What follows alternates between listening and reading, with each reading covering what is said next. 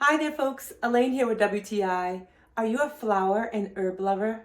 Well, I have something just for you. This is an 18 by 24 inch reversible drying mat, and it reminds me of my love of flowers and herbs.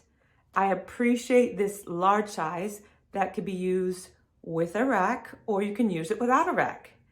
You can put the dishes right on top and look how much it fits. I just love this size. And the absorbency rate is amazing. Just showing you how much water can be put on it. And look, it still does not soak through.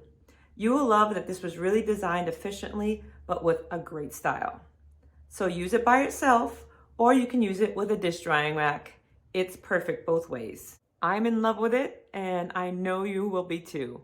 So folks, check out the huge collection of flowers in the Kawani store for all your dish drying needs. I love them, I highly recommend them, and that's just my point of view.